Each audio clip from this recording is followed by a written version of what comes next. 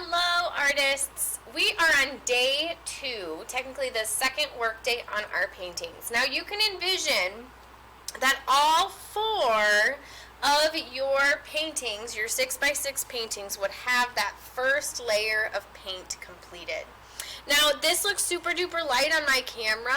It is actually a pink value, a nice light value of that red.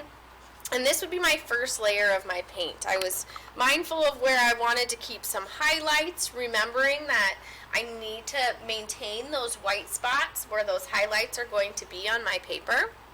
And my goal for today is to start adding in more of those values. I've got this base layer of my paint down.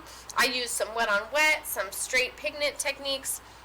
And today, as I move into that second day, I want to build up on those colors. I want to find my tints and shades and use my paints to build those. So right off the bat on my feathers, I know that there's going to be a drop shadow. So I'm going to get my paintbrush nice and clean and saturated, and I'm going to decide of values that I already have. Now I can always mix colors, but when I use different reds within a palette, I can utilize that darker value to do some of the shading.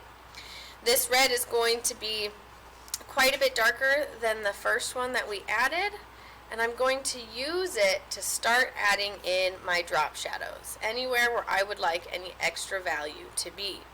Now on our screen here, it's giving us a little bit of that reflection like it did in that last video, so I apologize if it makes it a little harder to see, but wherever those extra shiny spots are, that's where our current paint is.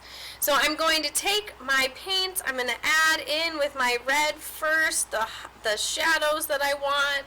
I'm starting to build up my values and think about where my shadows and my light source would be.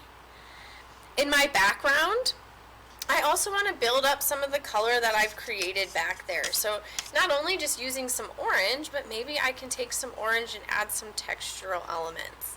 If I know that the bird is right here with all these nice shadows and points of the bird's feathers that are getting those values, then the background should have some darker values and darker spots as well, just to highlight, but also help your piece, to help your main point here pop out. So little by little, I'm building up my colors for our second day here. You might find a spot in your painting today where you are happy, where you feel like you may not need a third day to allow your painting to dry and add more. But if you are someone who knows that you want to get those extra lines, maybe you want to outline in Sharpie or something like that, then you're going to get at least your second layer of paint today before moving into that. Now we're saved by the bell here, but just know that in our second day of working, our goal is to build up our values and start to really see the lights and the darks of our colors. Keep up the great work, everyone. We'll see you soon.